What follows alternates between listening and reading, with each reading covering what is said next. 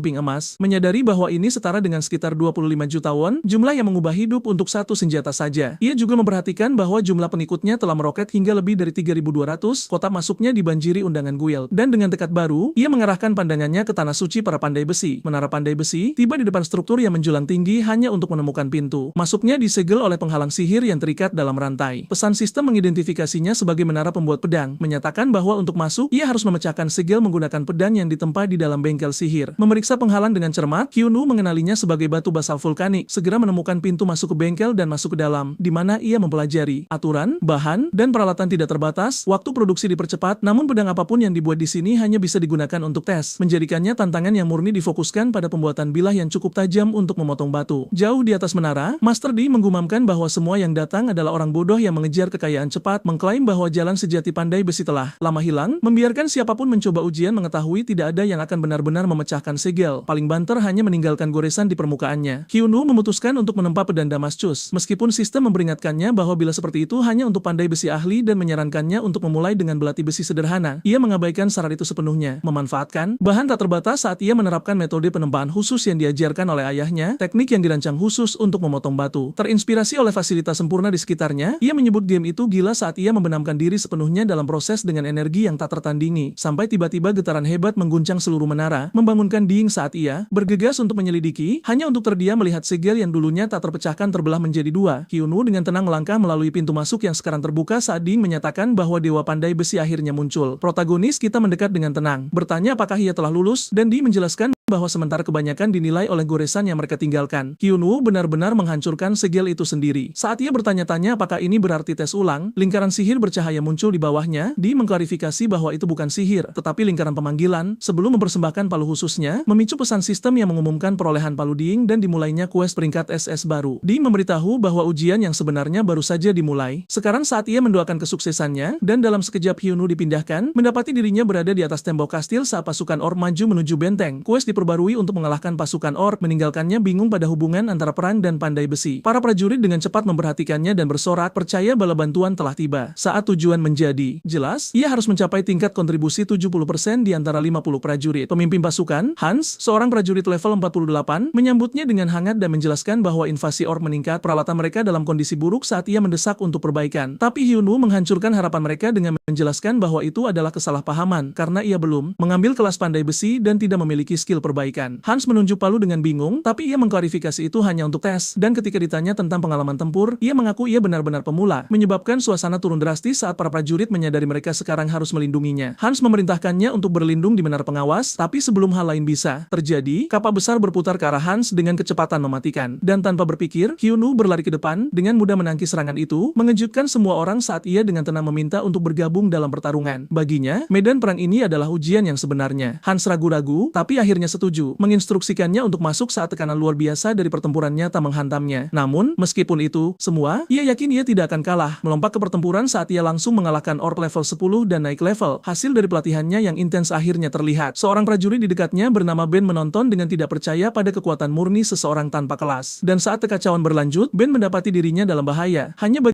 Hyun untuk bereaksi seketika, beralih ke busur tanduknya, dan menembakkan panah bercahaya yang menembus dada orc dan menyelamatkannya. Musuh lain mencoba menyergapnya dari belakang, tetapi anak muda kita merespon sama cepatnya, mendaratkan tembakan lain dan naik level sekali lagi, meninggalkan para prajurit terpana karena monster terbesar pun jatuh oleh satu panah. Dan ia berteriak pada Ben untuk sadar, memperingatkan bahwa para orc sekarang telah mengarahkan pandangan mereka padanya. Ben terguncang, terkepung. Protagonis kita beralih ke pedang dailiknya dan mengaktifkan skill rampage, melepaskan pembantaian mutlak. Para orc jatuh berjatuhan. Tingkat kontribusi Hyun melonjak hingga 19%. Hans menyadari sang master memiliki alasan yang baik untuk mengirim anak ini bersama Hyun. Hans percaya mereka bisa mencapai mencapai hal yang mustahil. Dengan gembira, ia mengumpulkan prajuritnya untuk memusnahkan musuh. Pahlawan kita merasa seperti anggota pasukan sejati, dan sistem mengumumkan kinerjanya telah meningkatkan moral. Pertempuran berkecamuk, dan kontribusinya naik menjadi 28%. Ia bertanya-tanya mengapa itu tidak naik lebih cepat meskipun ia mengirim para orc secara efisien. Tiba-tiba, hidden quest aktif. Bos memasuki medan perang. Prajurit orc level 51 muncul. Hans berteriak agar pasukan berhenti. Ia mengenali musuh bebuyutan mereka. Kepanikan menyebar. Hans menyadari mereka telah maju terlalu jauh untuk melarikan diri. Namun, prajuritnya siap mati. Mereka menyatakan mereka siap bertarung, dan Ben bersumpah untuk tidak pernah mundur. Hans memerintahkan serangan. Anak muda kita memperhatikan para prajurit menyerang dengan ceroboh. Ia mencoba memberikan perlindungan, tapi mendapat kejutan yang buruk. Panah-panahnya memantul dari zirah. Prajurit orc seperti karet. Hyunwoo menyadari kulit musuh itu seperti baja. Panah saja tidak akan berhasil. Keputusasaan mencengkeram pasukan. Seseorang menyarankan untuk lari, tapi Hans bersikeras tidak ada jalan kembali. Prajurit orc menyerang. Dalam satu serangan brutal, monster itu memotong lengan Hans. Pemimpin pasukan menyadari terlambat bahwa kemenangan di luar jangkauan. Protagonis kita menonton dengan ngeri saat Hans jatuh ke tanah. Darah mengalir ke medan perang. Kepanikan menyebar seperti api saat para orc mengaum. Satu prajurit berteriak bahwa senjata mereka bahkan tidak bisa menggores zirah musuh. Menyadari serangan mereka tidak berguna, yang lain yakin mereka semua sudah mati. Pahlawan kita melangkah maju, berteriak pada pasukan bahwa bertarung seperti ini adalah bunuh diri. Ia memerintahkan semua orang untuk membentuk garis pertahanan dan mundur ke hutan di belakangnya, meyakinkan mereka ia akan segera menyusul. Pasukan patuh mengevakuasi pemimpin mereka yang terluka. Hans, Ben mengambil komando barisan belakang, mengatur orang-orang untuk menahan orc selama mungkin. Ia memberitahu anak muda kita strategi itu hanya akan mengulur sedikit waktu. Protagonis kita menjawab bahwa ia hanya butuh 5 menit. Ben setuju, bersumpah untuk menahan garis apapun yang terjadi. Dengan itu, Hyunwoo menghilang ke dalam pepohonan. Panah standar tidak berguna melawan sirah tebal prajurit orc, jadi pahlawan kita mengeluarkan palu replikasi Ding, alat epik yang mampu menduplikasi barang habis pakai dan secara drastis memotong waktu kerajinan. Untuk pertama kalinya, kemenangan terasa mungkin. Sementara itu, para prajurit bertarung dengan putus asa di hutan, menahan kemajuan orc yang tak henti-hentinya. Ben menolak untuk menyerah atau mundur, bertekad untuk membeli 5 menit itu untuk Hyunwoo. Tepat saat Ben akan dipenggal oleh prajurit orc, seberkas cahaya merobek udara. Itu mengenai monster itu seketika, menyelamatkan nyawa Ben. Prajurit itu terpana. Tiba-tiba, lebih banyak proyektil terbang dari bayang-bayang, masing-masing mengenai targetnya dengan akurasi yang menakutkan. Ternyata anak muda kita sedang membuat dan menembakkan panah khusus ini dari posisi tersembunyi. Prajurit orc meraung karena marah pada taktik baru ini. Saat monster itu mengamuk, protagonis kita menyiapkan senjata berikutnya. Dengan para prajurit menaruh semua harapan mereka padanya, Hyunwoo telah membuat panah khusus yang disebut Pyeongjun, panah pendek langka dengan daya tembus yang gila dan kecepatan, mampu menghancurkan batu. Untuk menembakkannya, ia menggunakan panduan bambu yang dikenal sebagai tonga. Dengan kemenangan pertempuran, misi untuk menekan invasi berakhir dengan kemenangan total. Kontribusi akhir pahlawan kita mencapai 92% yang mencengangkan. Sistem mengumumkan misi selesai dengan rekor luar biasa. Para prajurit yang menang meneriakan nama Master Hyunwoo. Ia memenangkan kepercayaan penuh pasukan dan menerima gelar tersembunyi, Battle Field Commander. Mendekati Hans yang terluka, yang sedang diperban, protagonis kita mendengarkan saat pemimpin itu berbicara. Hans mengakui mereka selalu fokus pada pertahanan dan tidak pernah percaya mereka bisa memenuhi impian lama mereka untuk mengalahkan para orc. Ia berterima kasih pada Hyunwoo, begitu pula sisa prajurit lainnya. Pahlawan kita berterima kasih pada mereka. Kembali, menyadari tes tambahannya akhirnya berakhir. Hyunwoo mempertimbangkan untuk kembali ke Menara Pandai Besi, tapi bertanya-tanya bagaimana cara untuk kembali. Kembali ke Menara Pusat Pandai Besi, Master Menara Ding sedang dalam mood buruk. Ia mengeluh bahwa menara itu telah jatuh. Semua kemuliaan pergi ke para ksatria, sementara orang-orang yang datang ke sini hanya mengejar uang cepat. Ding bersikeras mereka membutuhkan seseorang yang layak untuk memenuhi ramalan dan mengembalikan zaman keemasan mereka. Chosun menyela, meneteskan sarkasme. Ia mempertanyakan apakah Ding bahkan memenuhi syarat untuk memimpin. Dengan meremehkan, Chosun menolak ide orang terpilih sebagai tipuan total. Ia merengek tentang dipanggil selama jadwal sibuknya hanya untuk menguji anak asing acak. Ding membungkamnya, bertanya apakah Chosun benar-benar membaca laporan. Hyunwoo mendapatkan hat ini berdasarkan prestasi lulus tes dan memusnahkan pasukan orc meskipun tidak memiliki kelas. Master lainnya terkejut dengan kata pemusnahan. Mereka tidak percaya pemain tanpa kelas bisa melakukan itu. Ding menunjukkan bahwa ramalan menuntut penerus yang lebih kuat dari siapapun. Pedang itu sendiri yang akan memberikan jawaban akhir. Pintu agung berayun terbuka dan protagonis kita melangkah ke aula yang megah. Ding menyambutnya, mengonfirmasi ia telah lulus tes dan sekarang memiliki hak untuk memasuki tempat perlindungan Pandai Besi. Ia memberitahu pahlawan kita ia memenuhi syarat untuk menantang pedang ramalan. Segalanya akan diputuskan setelah Hyunwoo memegang senjata itu. Anak muda kita merenungkan frasa hadiah yang sesuai. Ia mengingat quest peringkat SS yang ia hancurkan dan bertanya-tanya apakah ia akan mendapatkan kelas legendaris. Chosun melangkah maju untuk memberi selamat pada Hyunwoo, memuji pemikiran cepatnya, tetapi nadanya berubah jahat. jahat. Ia mengklaim panah yang dibuat Hyunwoo hanyalah replika murahan dan menolak kemenangan itu sebagai keberuntungan semata. Chosun mencibir bahwa tanpa epik, protagonis akan gagal. Ia menantangnya untuk menarik pedang itu, bersemangat untuk melihat apakah keberuntungannya bertahan. Hyunwoo melihat sekeliling. Ia menyadari master ini adalah NPC tingkat tinggi yang membentuk legenda Ares. Memperhatikan Chosun, master menara pembuat busur, adalah level 365.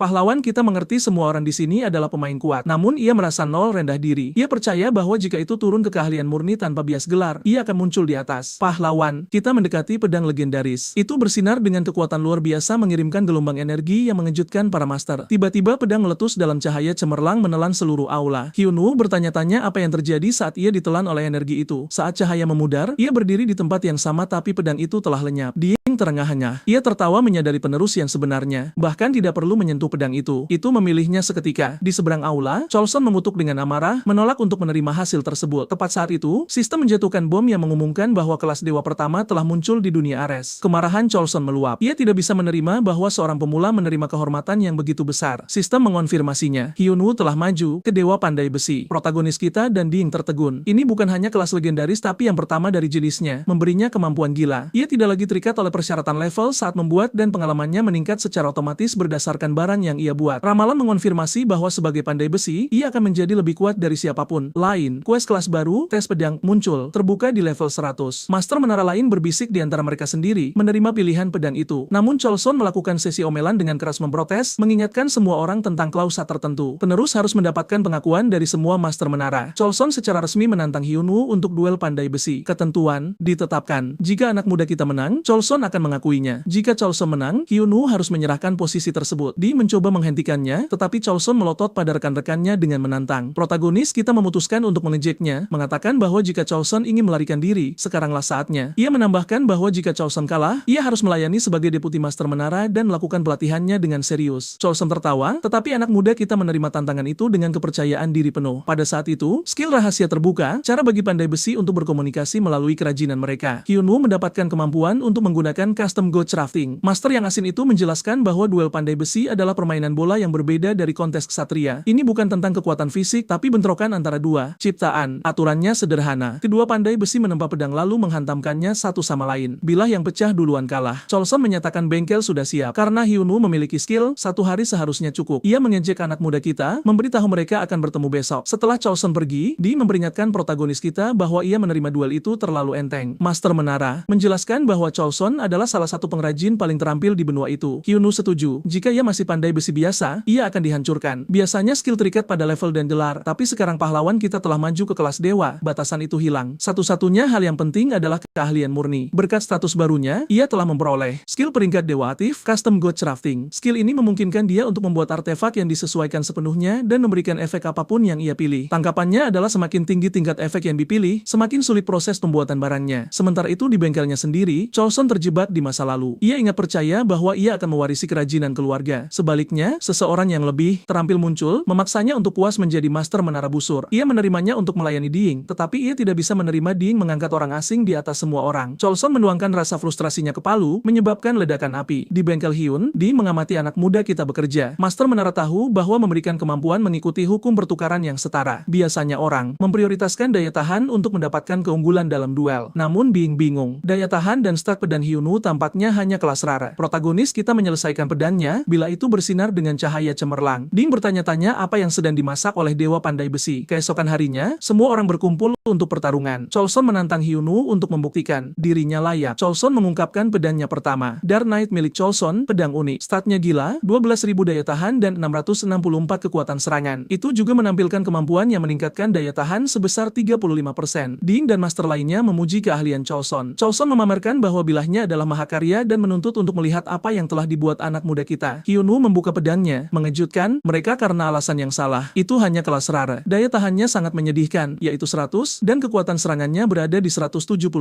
Seorang master menara mencibir, menyebut pedang itu konyol dan mengklaim Ding bodoh karena mempercayai pemain acak. Chosun menyatakan ini adalah akhirnya dan menyerang Hyunwoo. Protagonis kita tetap berdiri teguh. Logam beradu dengan logam saat medan perang bergetar dengan setiap benturan. Lalu bunyi patahan tajam terdengar memotong ketegangan. Ding dan para penonton membeku, rahang mereka jatuh karena tidak percaya. Pedang unik Chosun, Dark Knight, hancur menjadi berkeping-keping, pecahannya berserakan di lantai. Chosun berdiri terdiam, tidak mampu memproses apa yang baru saja terjadi. Dengan tenang, Hyunwoo menjelaskan menjelaskan bahwa nilai pedang tidak ditentukan oleh kelas saja. Detail senjata. Pahlawan kita muncul, mengungkapkan kemampuan aktif khususnya, sebuah pedang yang memotong pedang. Efek custom ini memberikan peluang 65% untuk memutuskan senjata lawan saat terjadi benturan. Bila unik yang tidak dapat direplikasi. Meriam kaca literal yang ditempa untuk satu tujuan. Ding teringat prediksi ayahnya tentang penerus yang akan mendobrak tradisi. Ia ingat Choulson yang lebih muda pernah ingin belajar ajaran-ajaran itu. Flashback terungkap, menampilkan protagonis kita di bengkel menjelaskan kepada Ding bahwa sekadar mematahkan pedang tidak akan pernah meyakinkan para master. Itulah mengapa ia memilih untuk menciptakan bilah yang secara harfiah memotong pedang. Ding awalnya meragukan konsep seperti itu mungkin terjadi. Namun Hyunwoo membuktikan bahwa memberikan properti unik bergantung pada keahlian murni dan usaha tanpa henti. Sekarang, Daeng memahami bahwa itu adalah pilihan yang sangat berani dan nekat. Ia sadar pahlawan kita memiliki visi untuk mengubah ide yang mustahil menjadi kenyataan. Choulson membisikkan gelar Dewa Pandai Besi dengan nada pelan. Bertanya-tanya apakah suatu saat nanti ia bisa menempa sesuatu di level setinggi itu. Hyunsoo menatapnya dengan senyum tenang, menyatakan bahwa kata mustahil itu tidak ada.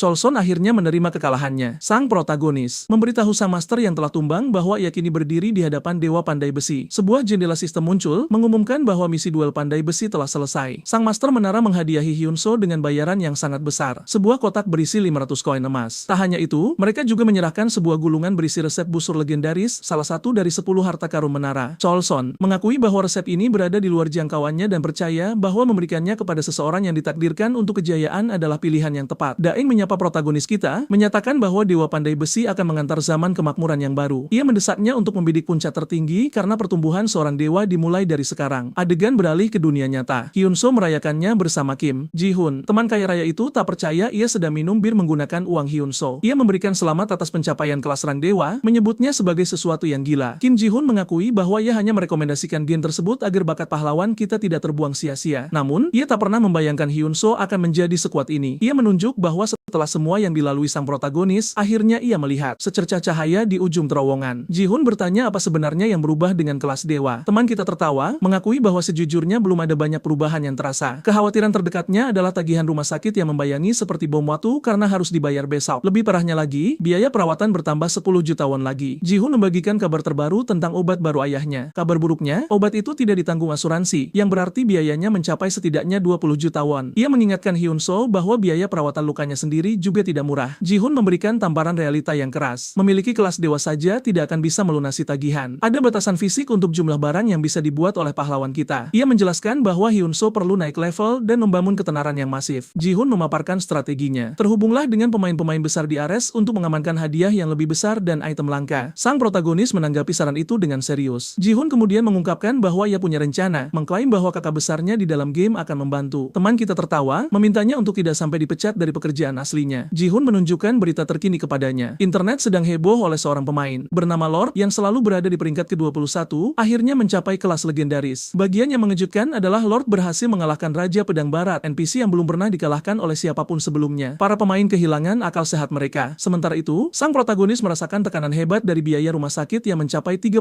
juta won per bulan. Ia sadar, bahkan dengan menggabungkan hadiah misi dan keuntungan lelang, uangnya masih kurang. Hyunsoo menolak membiarkan perawatan ayahnya dihentikan. Lalu tiba-tiba, ia menerima notifikasi. Salah satu pedangnya terjual seharga 533.010 koin emas. Pembelinya adalah Lord. Tanpa ragu, teman kita bergegas ke resepsionis rumah sakit dan melunasi semuanya. Dengan beban yang terangkat, Hyunsoo sadar ia tidak akan pernah bisa berhenti bermain Ares. Kembali ke dalam game, ia menerima pesan dari Lord. Sang ranker menjelaskan bahwa berkat pedang Hyunsoo, ia berhasil melewati ujian Raja Pedang Barat. Ia menambahkan bahwa siapapun yang mengerti nilainya akan menyebut harga itu sangat murah. Pesan itu mengungkapkan rahasia bahwa pedang pahlawan kita memotong senjata sang Raja Pedang, menciptakan celah yang membuat NPC itu terpana. Lord menawarkan peluang besar, mengungkapkan bahwa Raja Barat sedang menunggunya dan ingin ia menempa sebuah pedang. Sang protagonis terpana, menyadari ini adalah kesempatan untuk menyelesaikan semua masalahnya. Bertekad untuk tidak menyia-nyiakannya, ia memutuskan bahwa bertemu Barat adalah hal yang mutlak. Di tempat lain, seorang pria penuh gaya memasuki bengkel pandai besi tua di dunia nyata, berbisik bahwa janji mereka hanya tersisa 1 bulan lagi. Kembali ke Hyunsoo, ia berbicara dengan Kim Ji-hoon di telepon yang terkejut dengan gagasan mendekati Raja Pedang Barat secara langsung. Ji-hoon tertawa, menunjukkan bahwa bahkan kelas rang dewa tidak memberikan akses tanpa batas. Biasanya, bertemu NPC level tinggi seperti Barat memerlukan setidaknya level 200 dan ketenaran yang tinggi. Namun, ia mengungkapkan sebuah celah. Ji-hoon menjelaskan turnamen bela diri Goyar, acara tahunan terbatas untuk level 50 hingga 60 yang diselenggarakan oleh Raja Barat untuk mencari bakat. Pemenangnya menerima hadiah langsung dari sang raja. Hyunsoo menyimpulkan bahwa jika ia ingin bertemu dengannya segera, inilah satu-satunya jalan. Mengingat nasihat Ding untuk menjelajahi dunia, protagonis kita menetapkan tujuan berikutnya. Penuh tekad, cepat, ia menuju wilayah kastil untuk memulai perjalanannya. Hyunwoo teringat peringatan Ding tentang wilayah kastil yang terletak di antara kerajaan Prime dan Goyard, sebuah medan perang brutal yang menahan gelombang undiat tanpa henti. Itu adalah tempat tercepat untuk naik level, dan pahlawan kita bertekad untuk menaklukkannya. Begitu tiba, Centurion Lander menyambutnya, bertanya apakah ia bagian dari bala bantuan, mencatat bahwa waktunya sangat tepat karena mereka sangat membutuhkan tenaga. Komandan menjelaskan bahwa serangan undiat meningkat dan berbagi sejarah wilayah tersebut. Di masa lalu, lonceng suci Ramas berdentang ke seluruh negeri, melemahkan monster, tetapi baru-baru ini hancur, membuat mereka rentan. Meskipun pertahanan diperkuat, musuh mengeksploitasi kelemahan tersebut dan mulai bergerak maju. Hyunwoo bertanya apakah lonceng itu bisa diperbaiki. Ling Jiao membeku, tiba-tiba menyadari siapa Hyunwoo sebenarnya. Ia bertanya, apakah ia datang dari Master Ding, dan teman kita mengonfirmasinya. Ling Jiao panik, bertanya-tanya mengapa ia tidak mengatakannya lebih awal, dan bergegas membawanya bertemu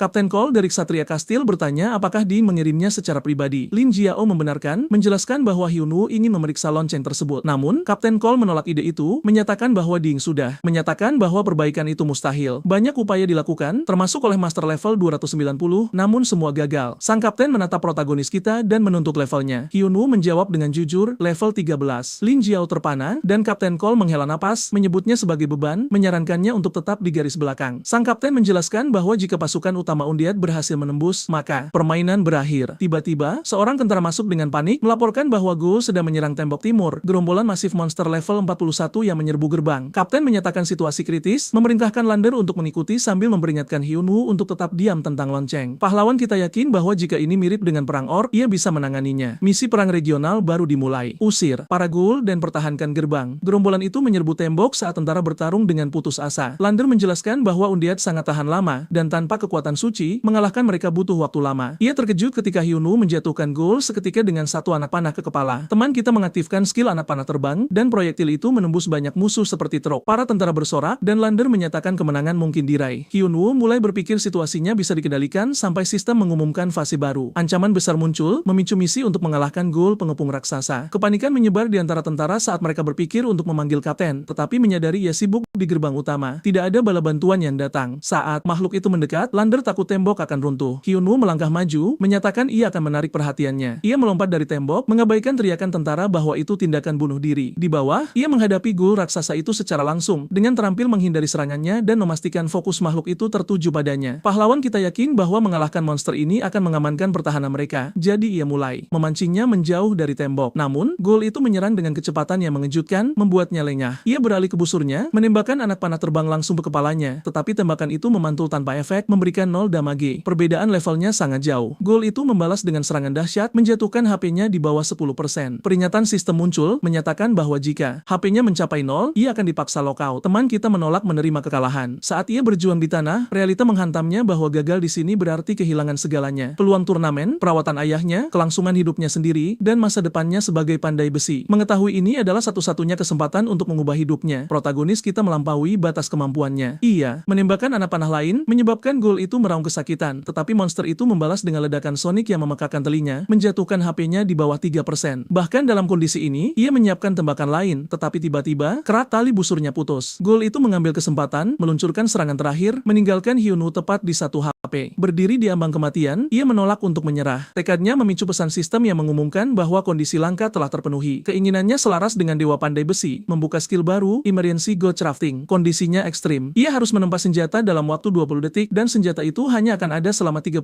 detik sebelum menghilang. Menyadari ini adalah kesempatan terakhirnya, ia segera memulai. Hitung mundur. Dimulai saat ia mengumpulkan material dan menempa dengan kecepatan yang sulit dipercaya. Saat pengatur waktu mencapai 0, ia menyelesaikan pedang baru dan menyerang maju. Dengan teriakan keras, Hyunwoo mengaktifkan skill Scythe of Death, membekukan monster itu sesaat sebelum memberikan serangan yang sempurna. Bila pedang menembus Ghoul raksasa itu, menghancurkannya seketika. Makhluk itu tumbang, dan pahlawan kita jatuh karena kelelahan. Pesan sistem menyatakan bos telah dieliminasi, memberikan pengalaman masif, meningkatkan levelnya menjadi 38. Hyunwoo menghela napas lega, tahu ia memenuhi syarat untuk turnamen. Benar-benar kelelahan, ia kehilangan kesadaran saat Lander dan para tentara bergegas ke sisinya. Kemudian, ia terbangun dengan perban dan terbaring di tempat tidur, dikelilingi tentara yang meneriakan namanya, menyebutnya pahlawan sejati. Seseorang melangkah maju, berterima kasih karena telah menyelamatkan semua orang. Kapten Cole mendekat, mengungkapkan rasa terima kasih dan bertanya bagaimana ia bisa menang. Hyunwoo memberikan jawaban samar, tahu kebenarannya akan terdengar tidak masuk akal. Kapten Cole bersikeras ia tidak boleh meremehkan pencapaiannya, menyatakan dengan jelas bahwa Hyunwoo lah yang menggendong tim. Secara internal, protagonis kita tahu persis apa yang terjadi. Ia sadar bahwa Ghoul, sebagai entitas spiritual, lemah terhadap kekuatan suci. Ini mengingatkannya pada pedang 4 simbol, bila yang dikenal untuk memusnahkan kejahatan. Berdasarkan ajaran ayahnya, ia menciptakannya kembali di tempat menggunakan skill dewa miliknya. Kapten Cole bersikeras memberikan hadiah, menyerahkan kantong berisi 2.000 koin emas. Melihat ini, teman kita benar-benar bahagia, sadar itu setara dengan sekitar 20 juta won, bayaran yang sangat besar. Cole mengakui ia salah menilai Hyunwoo pada awalnya, mengira ia hanyalah pemain pemula, dan meminta maaf. Protagonis kita meyakinkannya tidak masalah. Pada saat itu, afinitas mereka mencapai maksimum. Kemudian, Kapten Cole mengajukan permintaan resmi, meminta Hyunwoo untuk memperbaiki lonceng ramas. Sang kapten merasakan kekuatan suci pada pedang yang digunakan Hyunwoo dan percaya pemulihan itu mungkin dilakukan. Hyunwoo dengan sopan meminta maaf, menghargai kepercayaan itu, namun menjelaskan bahwa ia harus menuju kerajaan Goyard untuk turnamen. Kapten Cole tersenyum dan memberikan umpan yang tak bisa ditolak, mengungkapkan bahwa sang penguasa memiliki sepotong logam legendaris, dan jika lonceng itu dipulihkan, logam itu akan menjadi miliknya. Minat protagonis kita langsung melonjak. Kapten Cole membawanya ke artefak, menunjukkan tumpukan pecahan emas. Hyunwoo terpana, sadar lonceng itu bukan sekadar rusak tetapi hancur menjadi debu. Sang kapten bertanya apakah ia bisa menciptakannya kembali. Hyunwoo mengakui kondisinya lebih buruk dari yang diperkirakan, namun bersikeras pasti ada solusinya. Tiba-tiba, seorang gadis menginterupsi percakapan, menyatakan lonceng itu tidak bisa dipulihkan, menambahkan bahwa bahkan pada level 290, ia gagal memperbaikinya. Ia mengunci tatapan pada teman kita dan menyebutnya sebagai penipu. Cerita berputar kembali ke sebelum kekacauan saat seorang gadis bernama Nell, yang juga dikenal sebagai pemimpin tim Kim, menjatuhkan berita mengejutkan ke Guild Golden Shield, mengumumkan pengunduran dirinya. Flame, sang ketua guild, terpana, bertanya mengapa ia pergi begitu tiba-tiba dan apakah ia peduli dengan semua yang mereka bangun bersama. Nell merespons bahwa ia sudah benar-benar kelelahan. Flame mencoba menghentikannya, bersikeras bahwa jika ia merekrut pandai besi Hyunwoo, segalanya akan membaik. Nell membalas dengan tajam, mengatakan obsesinya adalah masalahnya, mempertanyakan bagaimana mereka bisa membenarkan menawarkan 500 juta won kepada pemain acak dalam setahun. Flame berpendapat bahwa Hyunwoo menjual pedang pertama buatannya seharga 50 juta won, mengklaim rekrutnya akan melesatkan peringkat mereka. Nell melawan dengan menyebutkan kegagalan masa lalu mereka, mengingatkannya pada freelancer yang pergi, orang yang kabur dengan deposit, dan satu lagi yang menghilang setelah memenangkan lotre. Ia memperingatkannya untuk tidak menghalangi jalannya. Flame, dengan enggan mengalah, memberitahunya bahwa pintu selalu terbuka jika ia kembali. Narasi beralih kembali ke masa kini di Chasel, di mana Nell tiba dan mendapati desa tersebut hancur lebur. Terkejut betapa cepat kehancuran menyebar, ia merenung bahwa Chasel istimewa baginya, bahwa penduduk desa bukan hanya NPC, melainkan orang nyata. Ia percaya bahwa jika lonceng ramas bisa dipulihkan, tragedi itu bisa berakhir, dan memutuskan untuk memeriksa artefak tersebut sekali lagi. Saat memasuki ruang lonceng, ia terkejut mendapati Hyunwoo sudah ada di sana dan langsung menuduhnya sebagai penipu. Pahlawan kita bingung, bertanya siapa dia sampai berani menghakiminya. Nell menyatakan ia adalah pandai besi dengan peringkat jauh lebih tinggi. Kapten Cole masuk, menyuruh mereka tenang, memperkenalkan Nell sebagai ahli yang ia sebutkan sebelumnya, dan Hyunwoo sebagai pahlawan yang mengalahkan para ghoul. Ia dengan bangga menambahkan bahwa teman kita mengajukan diri untuk memperbaiki lonceng tersebut. Nell mencibir secara internal, meragukan seorang pemburu monster level 38 bisa memperbaiki artefak suci yang bahkan tidak bisa dilakukan para profesional. Ia menuduhnya mengeksploitasi keputusasaan Chasel demi keuntungan. Hyunwoo mengabaikannya dan fokus pada pecahan saat sistem memberikan notifikasi yang mengonfirmasi lonceng ramas masih mengandung kekuatan suci, tetapi sudah benar-benar hancur, membuat perbaikan normal mustahil dilakukan. Pahlawan kita menyimpulkan restorasi konvensional tidak mungkin dilakukan, lalu tiba-tiba mengambil palu dan menghantam salah satu pecahannya. Nell menjerit, memohon padanya untuk berhenti, tetapi Hyunwoo tetap tenang, menyatakan pemulihan bisa dilakukan. Pandai besi level tinggi itu menjadi marah, bertanya apakah ia bahkan mengerti apa arti tidak bisa diperbaiki. Tepat saat itu, seorang tentara masuk dengan terburu-buru, melaporkan bahwa Undead sedang mengerumuni dalam jumlah yang luar biasa. Semua orang membeku saat jendela sistem muncul. Awalnya, protagonis kita mengasumsikan itu adalah misi, tetapi dengan cepat menyadari itu adalah notifikasi pembaruan. Pesan tersebut mengumumkan pembaruan wilayah kastil telah dimulai, dan setelah selesai, area tersebut akan secara permanen berubah menjadi tanah Undead. Nell jatuh dalam keputusasaan, percaya bahwa itu adalah akhir, tetapi teman kita mengatakan sebaliknya. Ia menyatakan bahwa jika mereka bisa merekonstruksi lonceng sebelum pembaruan selesai, mereka bisa menghentikan transformasi tersebut. Nell bersikeras itu mustahil, tetapi protagonis kita berdiri teguh. Ia menantangnya, bertanya apakah bukankah dia yang ingin melindungi Chasel lebih dari siapapun. Nell mengakui ia benar, tetapi tidak punya ide bagaimana mencapainya. Pahlawan kita menyuruhnya mengikutinya saat ia mengumpulkan sisa-sisa lonceng ramas yang hancur ke dalam inventarisnya, menyatakan dengan penuh keyakinan bahwa mereka akan melindungi Chasel bersama-sama. Kapten Cole memberitahu Hyunwoo bahwa ia mengandalkannya, berjanji untuk menahan garis depan selama mungkin. Adegan beralih ke bengkel pandai besi, di mana Nell menanyakan rencananya, dan protagonis kita menjelaskan teorinya. Saat ia menghancurkan pecahan tersebut, tersebut, kekuatan suci tetap ada, membuktikan energi tersebut ada di dalam material itu sendiri. Ia berencana melelehkan semuanya dan menempa lonceng yang sepenuhnya baru, percaya kekuatan suci akan kembali bahkan lebih kuat. Nel mengakui ia belum pernah melihat metode seperti itu, dan Hyunwoo menjelaskan bahwa perbaikan bukan hanya tentang keterampilan, tetapi memahami hati dari objek tersebut. Saat peleburan dimulai, Nel terkejut, bertanya-tanya apakah ia benar-benar berniat melakukan semua pekerjaan itu secara manual. Teman kita menoleh padanya, bertanya mengapa ia berdiri diam, mengakui ia tidak bisa melakukan ini sendirian. Sementara itu, di dunia nyata, di kantor pengembang, seorang pengembang memantau hitung mundur pembaruan wilayah Chasel dengan kurang dari 1 jam tersisa. Tessa, pengembang senior, menonton dengan intens sementara rekan kerjanya mengejek gagasan bahwa satu orang bisa mengubah hasil akhirnya. Yang lain menunjukkan bahwa Nel, pemain kelas atas, sedang membantunya. Saat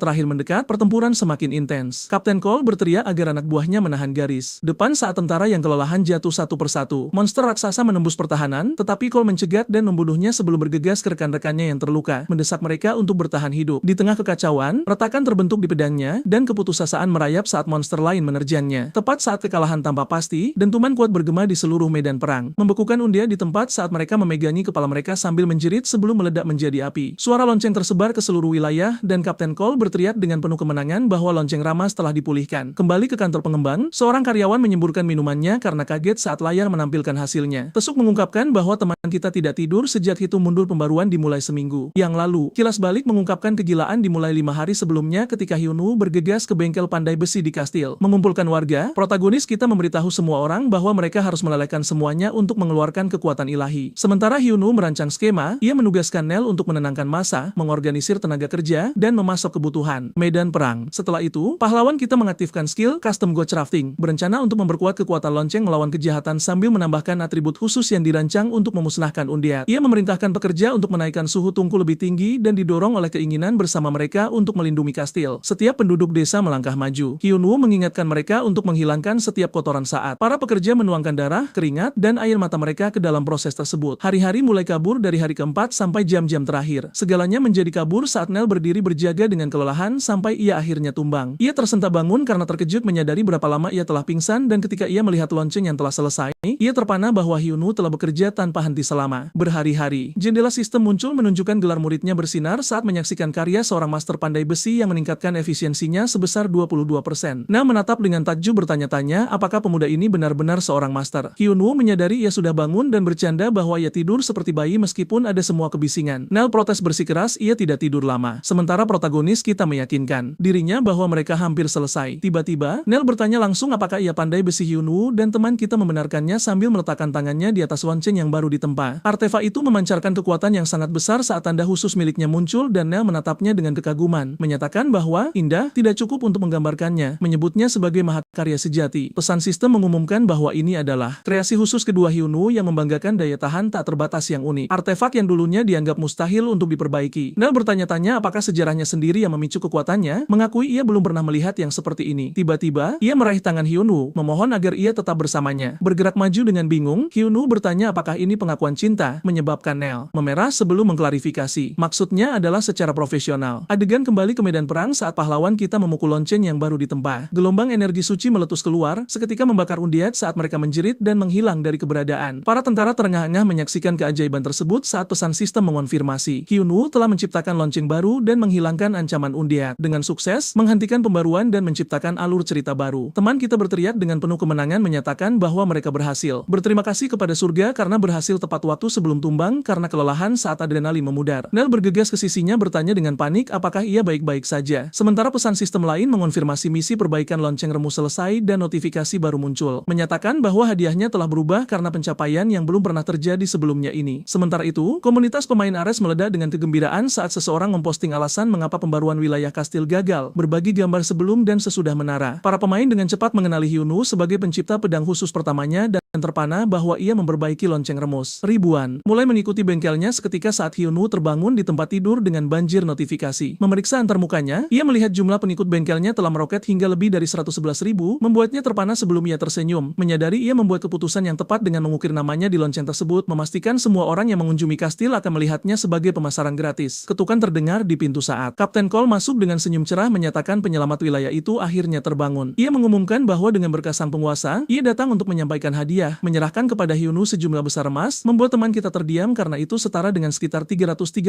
juta won. Sang kapten menjelaskan bahwa hanya seorang penyelamat yang layak mendapatkan hadiah seperti itu dan juga menyajikan sebuah kotak hadiah pribadi dari sang penguasa. Di dalam, Hyunwoo menemukan logam legendaris ori Chalchung dan berterima kasih kepada sang kapten yang menggelengkan kepala, bersikeras bahwa merekalah yang berhutang budi padanya, menunjukkan bahwa tidak seperti yang lain, Hyunwoo tinggal dan berjuang untuk melindungi mereka. Protagonis kita merasakan ketulusan, merenungkan bahwa penderitaan di Ares mencerminkan rasa sakit yang ia tahu di kehidupan nyata. Bersiap untuk pergi, ia menyatakan, ia harus kembali ke tempat ia pernah tinggal dan sang kapten setuju saat Hyunwoo lockout, memutuskan untuk mengambil kembali bengkelnya di dunia nyata. Kapten Cole dan pengawalnya memperhatikan tempat ia menghilang, berkomentar tentang betapa anehnya orang luar itu. Keesokan harinya di Gyeongju, Hyunwoo bertemu investor real estate Kang Hyuko yang memeriksa ponselnya melihat notifikasi bahwa Hyunwoo telah menyetorkan 330 juta won. Kang menoleh padanya dengan tidak percaya, mengungkapkan kekaguman bahwa ia benar-benar berhasil saat cerita berputar kembali ke setahun sebelumnya ketika Hyunwoo bertemu Kang meninjau dokumen properti. Kang menghitung kerusakan sebesar 330 juta won, menyebutkan tentang kebakaran tersebut dan meyakinkannya bahwa asuransi seharusnya menutupi biaya rumah sakit sambil mendorongnya untuk tetap kuat. Saat Kang bersiap untuk pergi, Hyunwoo bertanya apakah ia bisa membeli kembali bengkel tersebut, membuatnya lengah sebelum mengulangi permintaannya, menjelaskan bahwa jika ia mengumpulkan uangnya, ia ingin kesempatan untuk mendapatkannya kembali. Kang memperingatkan bahwa membeli properti yang terbakar adalah pemborosan uang, menyarankan akan lebih bijaksana untuk membeli tempat baru. Tapi Hyunwoo bersikeras menyatakan bengkel itu menyimpan kenangan ayahnya. Tersentuh oleh ini, Kang memberinya masa tenggang 1 tahun, memperingatkan bahwa setelah itu properti tersebut akan jatuh ke tangan pembeli pertama dengan uang tunai. Hyunwoo berterima kasih, dan Kang mengatakan ia akan menunggu teleponnya. Kembali ke masa kini, Kang menatap setoran tersebut, mengakui ia tidak pernah benar-benar percaya itu akan terjadi, berpikir anak itu meminta keajaiban. Hyunwoo mengakui tenggat waktunya adalah pertaruhan, tahu, kesempatan itu bisa hilang kapan saja. Namun Kang menepati janjinya. Ketika ditanya mengapa ia setuju, Kang menjelaskan bahwa Hyunwoo adalah orang pertama yang meminta untuk membeli kembali properti segera setelah kehilangannya dan ia ingin mendukung tekad itu. Hyunwoo mengungkapkan rasa terima kasihnya, sadar ia melestarikan warisan ayahnya berkat Kang dan merasa terdorong untuk membalasnya. Bertanya apakah ia tahu game Ares. Kang tertawa mengatakan semua orang membicarakannya saat Hyunwoo mengungkapkan ia adalah pandai besi di dalam game. Kang berkomentar itu sangat cocok untuknya dan menerima bantuan, meminta artefak khusus terlepas dari statistik apapun saat protagonis kita berjanji untuk memberikan apapun yang ia inginkan. Kemudian di dalam game, Hyunwoo memasuki kedai di mana Nel melambai padanya, menandai pertemuan pertama mereka sejak insiden undian. Ia mengeluh betapa sulitnya melacaknya sebelum tertawa dan mengakui ia sedang menggodanya. Nel secara resmi memperkenalkan dirinya sebagai mantan kepala strategi Guild Golden Shield, mengklaim ia membangunnya ke kondisi saat ini. Ia menyatakan dengan kepastian setelah menyaksikan peristiwa di kastil bahwa Hyunwoo akan menjadi ranker kelas atas dan langsung ke intinya, meminta untuk menjadi anggota pertama ketika ia membentuk guild. Pahlawan kita bercanda bahwa ia menyebutnya penipu beberapa hari yang lalu, mendorong Nel untuk meminta maaf sambil bersikeras siapapun akan salah paham. Hyunwoo meyakinkannya ia sedang bercanda dan mengatakan ia menantikan untuk bekerja sama. Sebelum pergi, ia berbagi rencananya, mengejutkan Nel ketika ia mengungkapkan niatnya untuk bertemu Raja Pedang Barat dengan memasuki turnamen bela diri. Goyer, saat makan, ia bertanya-tanya apakah pemenang benar-benar menerima hadiah mereka langsung dari sang raja saat Nel membenarkannya. Meskipun ia tanpa khawatir menjelaskan turnamen itu diisi dengan kompetitor elit dan bakat-bakat yang sedang naik daun, membuatnya sangat berbahaya. Hyunwoo mengangkat bahu mengatakan itulah tepatnya mengapa ia harus menang saat Nel bertanya bagaimana ia bisa tetap tenang di bawah tekanan seperti itu dan ia meyakinkannya ia akan membidik puncak menggunakan keahliannya. Meninggalkannya dengan bingung, hari turnamen bela diri Goyer tiba saat sang tuan rumah menyambut peserta, mengumumkan acara akan dimulai setelah ia turun dan bahwa mereka harus segera menghadapi monster. Ia menambahkan bahwa meskipun sang raja tetap tidak terlihat, Yang Mulia Raja Pedang Barat sedang menonton dari balik bayang-bayang, mendesak semua orang untuk berperilaku baik sebelum mendoakan keberuntungan mereka. Jendela sistem muncul menyatakan turnamen telah dimulai saat kontestan bersiap untuk ujian pertama yang mengharuskan mereka bertahan dari serangan golem selama 1 jam. Banyak pemain bergegas dengan penuh semangat mencari pengalaman mudah sampai pesan sistem lain mengumumkan bahwa mengalahkan golem batu level 109 akan memberikan hadiah. Seorang peserta panik melihat tingkat kesulitan sementara yang lain menyerang maju berteriak, siapa cepat dia dapat, hanya untuk langsung dihancurkan dan lockout. Kekacauan meletus saat pemain dieliminasi satu persatu, menyadari acara tersebut jauh lebih berbahaya dari yang diperkirakan. Teror menyebar saat mereka mempertanyakan bagaimana siapapun bisa mengalahkan monster seperti itu di awal. Sementara Hyunwoo mengamati dengan tenang saat orang lain mengutuk kemalangan mereka, percaya mereka telah ditipu. Di tempat lain, kepala turnamen becal menyadari situasinya sangat buruk karena golem batu level tinggi telah muncul di arena pemula. Takut akan kehancuran total, ia bergegas melaporkan kepada sang raja, menerobos masuk ke dalam ruangan memanggil Raja Pedang Barat, bersikeras turnamen harus segera dihentikan. Namun sang raja menolak, membuatnya bingung. Barat menyela, memerintahkannya untuk menonton layar, menunjuk prajurit tertentu di medan perang dan memerintahkannya untuk mengamati individu itu dengan cermat. Di arena, Hyunwoo menembakkan anak panah bersinar yang menghantam golem batu, mengungkapkan kreasi khusus ketiganya, Orichalcum Aegis. Anak panah khusus yang menentang hukum fisika, kembali ke penggunanya. Setelah ditembakkan, pemain lain kehilangan akal sehat, berteriak bagaimana mungkin anak panah bisa kembali seperti bumerang. Protagonis kita merasa puas karena anak panah yang diperoleh dari wilayah kastil tampil persis seperti yang diharapkan berkat Orichalcum legendaris. Teman kita menembak lagi dan proyektil itu menyerang golem sekali lagi sebelum kembali dan hampir memenggal kepala peserta lain. Yang menjerit bertanya apakah Hyunwoo mencoba membunuhnya. Hyunwoo segera meminta maaf saat dampaknya membuat golem terpana selama 4 detik. Pemain berteriak bahwa monster itu terjebak, mendesak semua orang untuk segera menyerang saat kontestan melepaskan rentetan mantra, serangan, dan kemampuan. Namun golem itu mengabaikan semuanya dan mengeluarkan raungan marah, meluncurkan serangan balik yang buas. Kepanikan menyebar saat peserta berteriak satu sama lain untuk menghindar saat golem yang marah itu mengunci pahlawan kita. Seorang pemain berteriak mereka hanya perlu bertahan sedikit lebih lama sementara yang lain berteriak pada Hyunwoo untuk lari. Pemain menerima serangan berat berjuang untuk tetap hidup saat pada saat terakhir protagonis kita beralih ke pedang cahaya siangnya, menolak untuk mundur dan menahan pukulan besar itu hanya untuk terbanting dengan keras ke tanah oleh dampaknya. Di atas medan perang, kepala turnamen memohon kepada Raja Pedang Barat menyarankan acara harus berakhir karena peserta tampaknya telah mencapai batasnya. Sang raja menonton dengan minat yang tumbuh saat tiba-tiba segalanya berubah. Meskipun dijatuhkan, Hyunwoo mengaktifkan Emergency God Crafting sekali lagi menyelesaikan prosesnya seketika dan menempa Damascus Sword II, senjata sementara yang dirancang khusus untuk memotong batu. Dengan satu serangan tegas, protagonis kita melenyapkan golem batu saat bilahnya menghilang segera setelah memenuhi tujuannya. Pada saat yang sama, notifikasi membanjiri dan Hyunwoo terpana saat levelnya melonjak 14 dalam sekejap. Lonjakan pengalaman yang luar biasa. Pemain yang tersisa menatap dengan tidak percaya, tidak mampu memahami bagaimana ia membunuh monster itu dengan satu serangan saat Hyunwoo bertanya kepada mereka dengan bingung apakah mereka seharusnya tidak membunuhnya. Para kontestan merespons, menjelaskan bahwa tujuannya hanya untuk bertahan hidup karena ujian tersebut memiliki 3 tahap dan munculnya golem level tinggi sudah merusak keseimbangan. Mereka mengklarifikasi bahwa makhluk itu dimaksudkan untuk ditahan, bukan dikalahkan. Teman kita akhirnya sadar ia tidak sengaja menghancurkan acara itu sendiri saat pandangannya kabur dan ia tumbang karena kelelahan mana. Pemain berkumpul di sekelilingnya, mencatat bahwa meskipun tidak sadarkan diri, ia belum lockout saat mereka berspekulasi tentang kemampuannya. Awalnya percaya ia memiliki banyak keahlian tetapi sekarang curiga ia adalah seorang master senjata, berharap mereka memiliki setidaknya satu senjata yang sekuat miliknya. Pada saat itu, Beca mengumumkan kepada semua peserta bahwa karena kesalahan penyelenggara, turnamen bela diri Goyard ditangguhkan, memerintahkan semua orang untuk segera keluar. Berita tentang prestasi Hyunwoo menyebar secara online seperti api saat ribuan orang menonton siaran langsung, menyaksikan tubuhnya yang tidak sadarkan diri terbaring di arena. Penonton kagum pada bagaimana ia mengalahkan golem batu sendirian, menuntut detail tentang peralatannya saat seorang pengamat memperbesar dan memperhatikan anak panah yang dijatuhkan Hyunwoo dan melihat namanya terukir di atasnya. Obrolan itu langsung menghubungkan titik-titik tersebut. Menyadari ini adalah pandai besi Hyunwoo, orang yang memperbaiki lonceng yang dianggap tidak bisa diperbaiki di kastil, membuat semua orang terpana tentang bagaimana seorang pandai besi bisa menjadi begitu sangat kuat. Sementara itu, di kantor perusahaan pemegang saham, tim layanan pelanggan kewalahan tenggelam dalam tiket yang mempertanyakan mengapa turnamen dihentikan saat staf hanya bisa menanggapi bahwa itu adalah keputusan yang dibuat oleh Ares secara bebas. Berspekulasi mungkin terkait dengan konflik internal di kerajaan Goyard sambil mengeluarkan permintaan maaf yang tak ada habisnya. Di departemen pengembangan, seorang karyawan segera melaporkan masalah besar kepada ketua timnya yang awalnya mengabaikannya tetapi terpaksa mendengarkan saat ia mengungkapkan bahwa turnamen Goyard telah ditangguhkan. Ia bereaksi dengan tenang pada awalnya mengatakan itu sudah diduga, tetapi ia dengan cepat mengklarifikasi masalah sebenarnya bahwa Raja Pedang Barat telah memanggil pengguna Hyunwoo, membuatnya terpana saat ia mempertanyakan bagaimana pertemuan seperti itu bisa terjadi begitu cepat. Karyawan itu mengonfirmasi bahwa Hyunwoo sudah dalam perjalanan ke ruang resepsi, membuat ketua tim menyadari ia akan mengalami malam tanpa tidur lagi saat ia bergumam bahwa pemain ini menentang semua logika dan bertindak sepenuhnya tidak dapat diprediksi. Ia bertanya-tanya apa yang akan terjadi jika Hyunwoo menyelesaikan permintaan Barat dan memaksimalkan afinitas mereka, menyimpulkan bahwa dalam kasus seperti itu, ia bisa menguasai seni Raja Pedang dan menjadi pandai besi terkuat yang pernah ada. Ia mencatat bahwa itu tidak akan mudah karena hasilnya tergantung pada Ai Barat, namun rekan kerjanya percaya Hyunwoo akan berhasil yang membuatnya gelisah saat ia memperingatkannya untuk tidak membawanya sial. Keesokan harinya di dalam game, Hyunwoo dikawal ke ruang singgasana, merenungkan betapa tidak terduganya untuk bertemu Raja Pedang Barat begitu cepat. Ia berlutut di hadapan sang raja yang menyapanya sebagai orang asing, menjelaskan bahwa biasanya hadiah akan disajikan di hadapan audiens yang agung tetapi karena insiden itu, ia meminta pengertian dan kebijaksanaan. Ia menambahkan bahwa besok semua orang akan mengakui kinerja luar biasa Hyunwoo sebagai master senjata. Hyunwoo tiba-tiba berdiri, memotong kalimat sang raja. Ia berbicara kepada Barat secara langsung, menyatakan bahwa ia mendengar sang raja sedang mencarinya. Pengawal kerajaan meletus dalam kemarahan, tidak mampu mentoleransi keberanian seperti itu. Mereka bersikeras bahwa tidak peduli pencapaiannya, tingkat kesombongan ini tidak bisa diabaikan dan menuntut untuk tahu bagaimana ia berani menginterupsi yang mulia. Hyunwoo tetap tenang memperkenalkan dirinya sebagai pandai besi Hyunwoo. Para pengawal menjadi lebih marah dan bersiap untuk mengusirnya tetapi Raja Pedang Pedang Barat mengangkat tangannya memerintahkan mereka untuk mundur. Ia mengonfirmasi bahwa Hyunwoo adalah tamu yang ia tunggu-tunggu. Berdiri di hadapannya, Hyunwoo menghadapi Raja Pedang Barat, salah satu dari 10 legenda Ares. Sang raja berkomentar bahwa ia terlambat dan Hyunwoo menjawab bahwa perjalanan ke sini tidak kurang dari neraka. Barat bertanya apakah ia mengerti mengapa ia dipanggil dan Hyunwoo menebak itu untuk menempa pedang. Sang raja mengonfirmasi ini dan mengungkapkan bahwa bahkan pandai besi terbaik kerajaan termasuk Master Menara Diying telah gagal dalam tugas tersebut. Karena itu, ia mempertanyakan mengapa Hyunwoo harus dipercaya. Di bawah tekanan yang luar biasa, Hyunwoo menjawab bahwa ia hanya memiliki satu hal untuk ditawarkan. Ia telah datang sejauh ini hanya mengandalkan keterampilannya sendiri. Barat meledak dalam tawa, jelas terkesan oleh keberanian pemuda itu. Memutuskan untuk menaruh kepercayaannya pada keyakinan itu, ia memerintahkan anak buahnya untuk membawa material. Peti bercahaya diletakkan di hadapan Hyunwoo dan di dalamnya terdapat sepotong besi dingin yang sudah berusia 100 tahun. Biji langka ini telah menyerap hawa dingin ekstrim dari waktu ke waktu, memberikannya ketahanan terhadap api dan properti es. Yang unik, Hyunwoo menatapnya, menyadari nilainya seketika. Raja Pedang Barat kemudian memaparkan kondisinya. Ia ingin pedang dengan kelas epik atau lebih tinggi yang memancarkan es. Jika Hyunwoo berhasil dan memuaskannya, ia akan mengabulkan permintaan apapun. Namun, jika ia gagal, ia akan dilarang secara permanen dari kerajaan Goyard. Jendela misi muncul di hadapan Hyunwoo menguraikan komisi sang raja. Persyaratannya sederhana, namun berat. Dapatkan pengakuan sang raja. Hadiahnya luar biasa tetapi hukumannya sama parahnya. Pemusiran segera. Tanpa ragu, Hyunwoo menerima misi tersebut meyakinkan sang raja ia tidak akan mengecewakannya. Kemudian, di dalam bengkel pandai besi, Hyunwoo merasakan tatapan tajam di punggungnya. Berbalik, ia melihat seorang gadis. Memperhatikannya dengan saksama. Dia adalah Bella, wakil kapten Satria Kerajaan Goyard, level 301. Meskipun ia mengerti ia adalah orang luar, pengamatannya yang konstan membuatnya gelisah meskipun ia tahu kecurigaan mereka dapat dibenarkan. Bella menyuruhnya bertindak seolah-olah dia tidak ada di sana dengan senyum yang sedikit sarkastik. Hyunwoo bertanya apakah ketidaknyamanannya begitu jelas dan dia secara belak-belakan mengonfirmasi bahwa memang benar. Secara internal, Bella bertanya-tanya apa yang dipikirkan pemuda ini. Ia tahu bahwa Yang Mulia telah menaruh harapan terakhirnya pada orang luar ini dan ia bertekad bahwa kegagalan bukanlah pilihan. Tekanan mulai membebani Hyunwoo. Tiba-tiba, bel pintu berbunyi di dalam antarmuka gamenya. Bingung pada awalnya, ia menyadari itu adalah notifikasi dari dunia nyata. Ia lockout dan membuka pintu apartemennya, terkejut melihat pemilik rumahnya berdiri di sana. Ia menjelaskan bahwa ia telah memutuskan untuk menjual rumah itu karena suaminya kehilangan pekerjaannya dan mereka perlu melikuidasi aset dengan cepat. Ia meminta maaf berulang kali tetapi Hyunwoo meyakinkannya tidak perlu. Ia bertanya berapa banyak waktu yang ia miliki dan ia memberitahunya ia harus pindah keluar dalam 2 minggu. Meskipun ia merasa bersalah, Hyunwoo dengan tenang mengatakan ia telah tinggal di sana dengan baik. Setelah dia pergi, ia mengulangi tenggat waktu itu pada dirinya sendiri. 2 minggu, beban itu menghancurkannya. Meskipun ia telah memperoleh jumlah yang layak di Ares, pengeluarannya luar biasa. Tagihan rumah sakit ayahnya mencapai jutaan dan membeli kembali bengkelnya yang terbakar saja menghabiskan biaya 330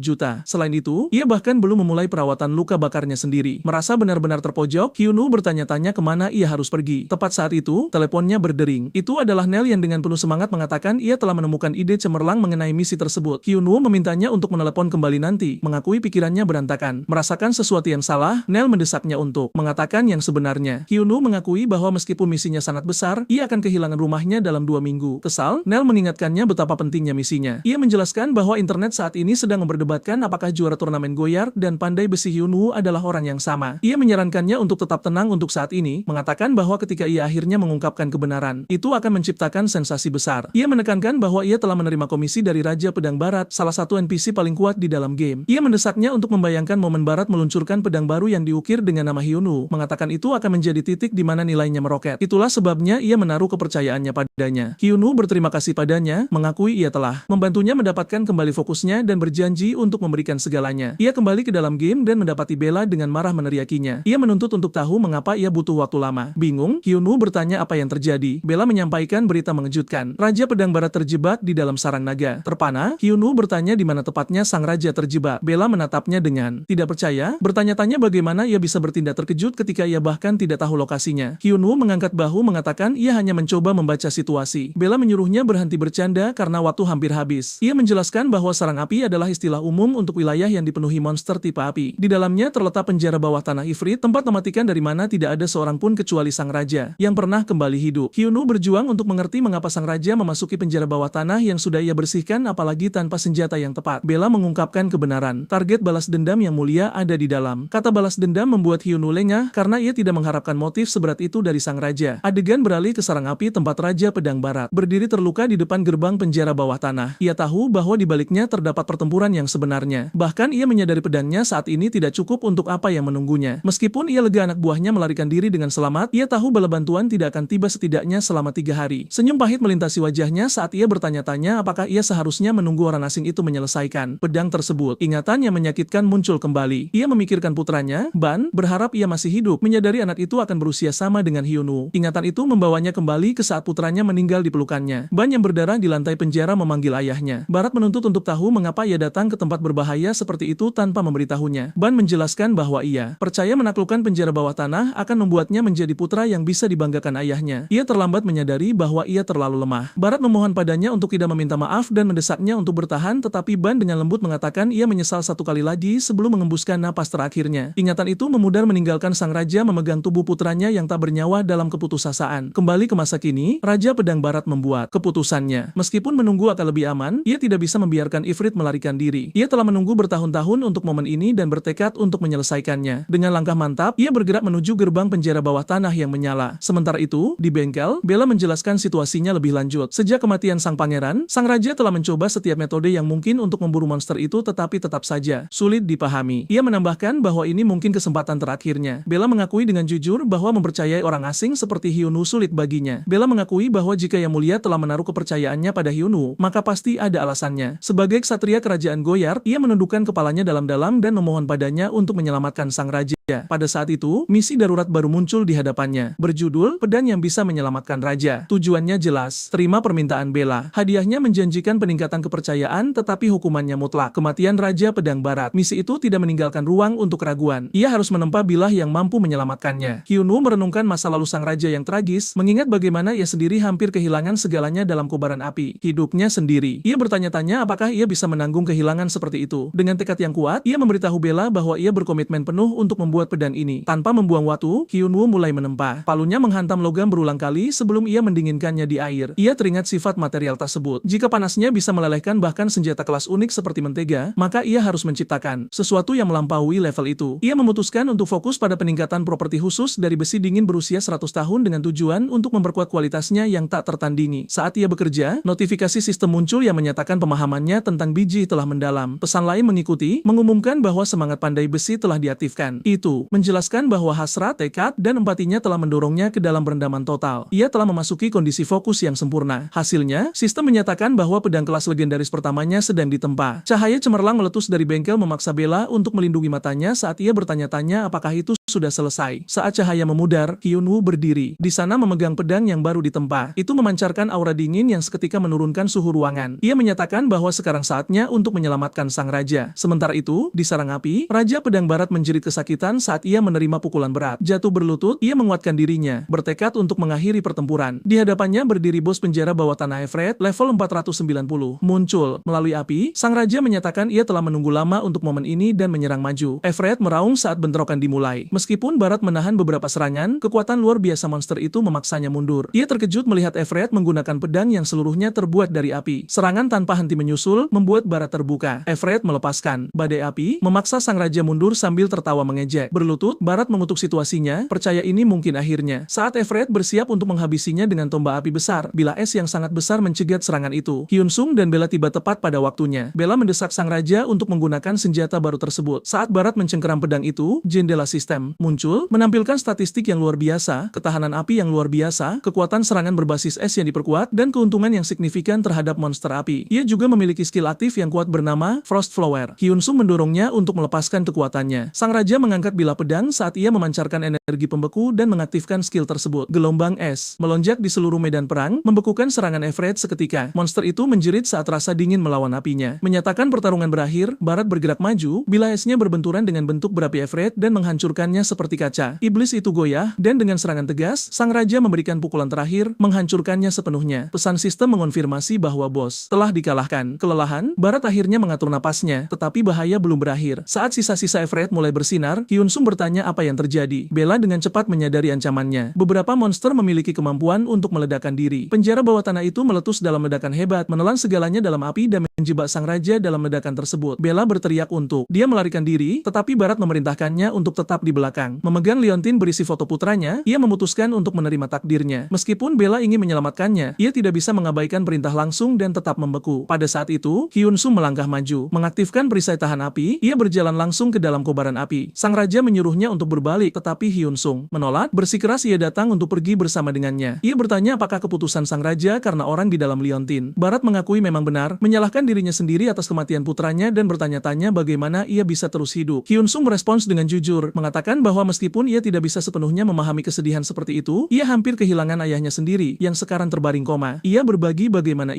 dulu, ia berdoa setiap hari agar ayahnya sadar, namun kini ia hanya bersyukur sang ayah masih bernapas. Ia berkata pada sang raja bahwa putranya pun pasti merasakan hal yang sama. Hyun Sung memeluknya, mendesak sang raja untuk membiarkan putranya beristirahat dengan tenang. Di saat itulah, Barat melihat visi putranya yang tersenyum dan menyadari kesalahannya. Hyun Sung dengan lembut berpesan bahwa ia harus terus hidup dan menjadi ayah yang akan dibanggakan oleh mendiang putranya. Sang raja mengangguk, memahami bahwa ia tak boleh lagi terjebak dalam penyesalan. Dengan tekad yang baru, ia meminta Hyun Sung untuk segera pergi. Bersama-sama, mereka melarikan diri dari Dumyeon yang sedang runtuh. Bella bergegas menghampiri mereka, menanyakan keselamatan sang raja. Hyun Sung memastikan kondisinya baik-baik saja, namun sebelum hal lain terjadi, notifikasi sistem muncul. HP-nya mencapai angka 0 dan ia dipaksa untuk lockout. Ia meyakinkan Bella bahwa pemain tidak benar-benar mati sebelum tubuhnya memudar menjadi cahaya. Bella menyaksikan dengan terkejut saat Barat ambruk ke dalam pelukannya. Sang raja berbisik bahwa bocah itu telah menyelamatkannya sebelum kehilangan kesadaran dengan senyum damai. Hyun Sung terbangun di dunia nyata, disambut oleh pesan sistem yang mengabarkan levelnya turun akibat penalti paksa keluar. Menatap tangannya yang diperban, air mata membanjiri pelupuk matanya saat ia berjanji pada ayahnya bahwa ia akan terus melangkah maju. Sementara itu, dalam kondisi seperti mimpi, Raja Pedang Barat mendapati dirinya berada di padang rumput hijau yang luas, berhadapan langsung dengan putranya, Ban. Kegelapan memudar saat suara yang ia rindukan memanggil namanya. Ban berlari ke arahnya dengan senyum cerah. Barat melangkah maju perlahan, bertanya apakah itu benar-benar putranya. Ban membenarkan kehadirannya dengan lembut, namun menjelaskan bahwa ia datang untuk mengucapkan salam perpisahan terakhir. Mendengar itu, hati Barat terasa hancur. Ia memeluk putranya dengan erat, tak sanggup menerimanya. Sambil gemetar, ia bertanya apa arti perpisahan ini. Ban mengingatkannya pada kata-kata Hyun Sung, mengungkapkan harapannya agar sang ayah bahagia dan mendesaknya untuk berhenti menyalahkan diri sendiri serta menjalani hidupnya sepenuhnya. Saat ia bicara, tubuhnya mulai larut menjadi cahaya. Barat berteriak, tak mampu menahannya, hingga tiba-tiba ia terbangun dengan tersengal-sengal memanggil nama putranya. Rekan-rekannya, yang telah menjaganya selama 3 hari, bergegas ke sisinya dengan panik. Setelah tenang, Barat memberitahu mereka bahwa putranya telah menemuinya dan ia telah menemukan kedamaian. Ia menyatakan bahwa keajaiban ini berkat Hyun Sung, dan memerintahkan mereka untuk segera memanggilnya. Kemudian, di ruangan sunyi yang bermandikan cahaya matahari, seorang penjaga mengumumkan kedatangan Hyun Sung. Ia masuk, membungkuk hormat, dan bertanya tentang kondisi raja. Barat meyakinkannya bahwa ia merasa jauh lebih baik dari sebelumnya dan mengundangnya duduk. Dengan nada serius, ia mengungkapkan telah memanggil Hyun Sung untuk mendiskusikan hal penting. Ia mengakui bahwa orang asing seperti Hyun Sung itu abadi, mampu kembali bahkan setelah kematian. Namun, ia menegaskan bahwa keabadian tidak menghapus rasa takut akan kematian. Rasa sakit tetap terasa sama menyakitkannya. Menatap lurus ke matanya, sang raja bertanya mengapa Hyun Sung mempertaruhkan nyawanya untuk menyelamatkannya. Hyun Sung menjawab tanpa ragu, menjelaskan bahwa ia mengenali beban dan kesedihan yang sama di mata sang raja dengan apa yang ia pikul sendiri. Ia sungguh ingin Barat memilih untuk tetap hidup. Sang raja terdiam merenungkan kata-kata tersebut, mengulanginya dalam hati, menjadi beban. Saat ditanya alasan kedua, Hyun Sung menggaruk kepalanya dengan canggung dan mengakui bahwa ia yakin menyelamatkan raja akan memberinya imbalan yang luar biasa. Bibir Barat melengkung membentuk senyum tipis mendengar kejujuran itu, seraya berkomentar bahwa jawaban tersebut menunjukkan keberanian yang sejati. Ia setuju dan menyatakan bahwa imbalannya akan melebihi segala ekspektasi. Barat memberikan sebuah gulungan bersegel kepada Hyun Sung, menjelaskan bahwa itu adalah harga untuk pedang luar biasa yang telah ia tempa. Saat Hyun Sung membukanya, jendela sistem biru muncul, mengumumkan bahwa ia telah menerima 1 juta emas. Ia mematung kaget, menyadari jumlah itu setara dengan 1,7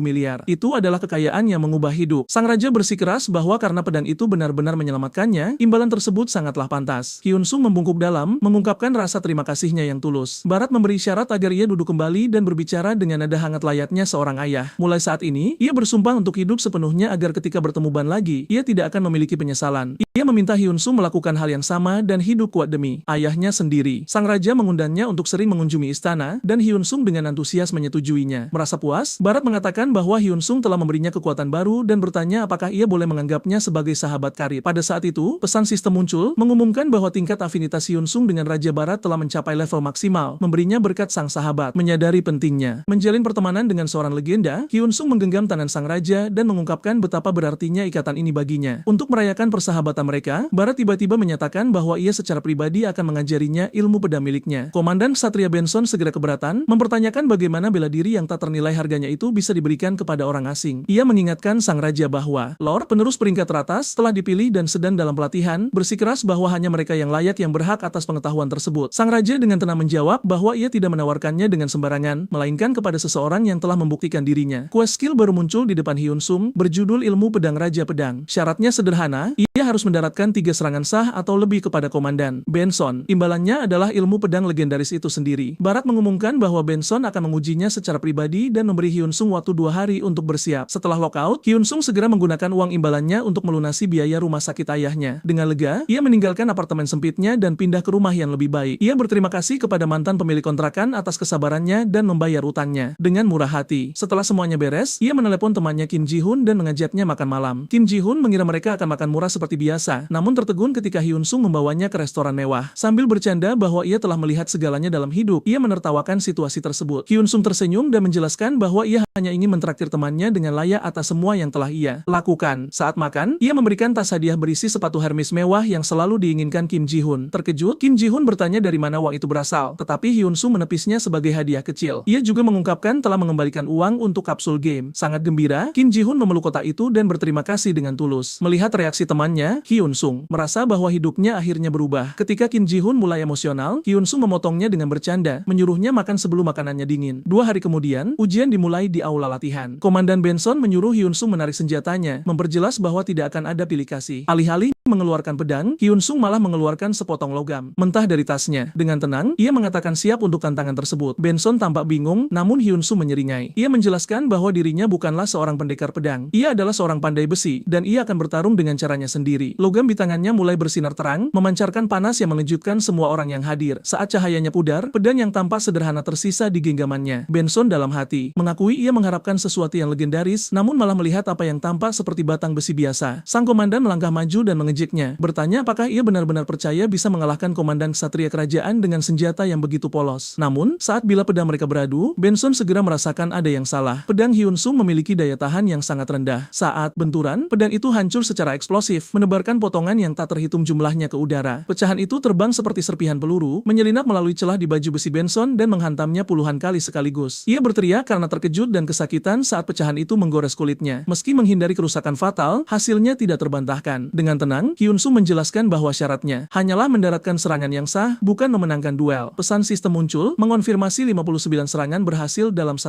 detik. Hyun Sung menunjukkan bahwa aturan tidak pernah melarang metode ini. Tertegun, Benson memeriksa goresan yang menutupi baju besinya dan mengakui ia tidak pernah menyangka taktik yang cerdik meski tidak lazim. Menyapa dengan hormat, ia meminta Hyun Sung mengungkapkan identitas aslinya. Hyun Sung dengan percaya diri menyatakan dirinya sebagai dewa pandai besi. Pada saat itu, Benson dan ksatria lainnya membungkuk mengakuinya dengan rasa hormat. Merasa sedikit canggung, Hyun Sung segera menyuruh mereka berdiri. Selama 2 minggu berikutnya, ia menjalani pelatihan intensif di bawah bimbingan Benson dan Raja Barat. Melalui regimen yang ketat ini, ia berhasil mempelajari ilmu pedang Raja Pedang. Statistik terkait pedangnya meningkat secara dramatis dan berkat levelnya yang relatif rendah, pertumbuhannya sangat pesat. Namun, ia hanya mampu menguasai 3 teknik pertama. Sang raja berjanji bahwa begitu Hyun Sung bertambah kuat, ia akan mengajarkan sisa tekniknya. Setelah pelatihan berakhir, Hyun Sung bertemu dengan Barat sekali lagi dan membuat permintaan. Ia meminta lebih banyak besi dingin berusia 100 tahun, bahan langka yang sama yang digunakan untuk menempa pedang legendaris tersebut. Sang raja mempertimbangkannya sebelum memberikan kabar mengecewakan. Ia akan dengan senang hati memberikannya, namun potongan yang digunakan untuk pedang itu adalah yang terakhir di perbendaharaan kerajaan. Kecewa, Hyun Sung menyadari bahwa rencana kerajinannya di masa depan mungkin terhambat. Menyadari reaksinya, Barat tersenyum dan mengatakan untuk tidak kehilangan harapan. Ia mengungkapkan bahwa lebih banyak bahan tersebut dapat ditemukan di sumber aslinya, tambang frost yang berbahaya. Ia menyarankan agar Hyun Woo mengumpulkannya sendiri. Hyun Woo bertanya-tanya apakah ia bisa menangani tempat yang berbahaya itu sendirian. Namun sang raja menyelesaikannya dengan menugaskan Bella untuk mendampinginya. Awalnya ia menolak, bersikeras tugasnya adalah melindungi raja, namun Barat meyakinkannya bahwa misi ini akan membantunya tumbuh lebih kuat. Menerima perintah tersebut, ia bersiap untuk pergi bersama Hyun Woo. Menerima perintah kerajaan, ia bersiap untuk pergi bersama Hyun Woo. Tak lama kemudian, sang raja secara publik mengumumkan kemenangannya atas makam upaya di hadapan kerumunan pemain dan bangsawan. Komunitas terkesan memuji Raja Pedang Barat sebagai legenda sejati. Beberapa pemain bermata tajam, bagaimanapun, beralih ke mode detektif. Mereka memperhatikan pedang megah yang ia pegang, memancarkan aura es yang unik. Menggunakan keterampilan evaluasi mereka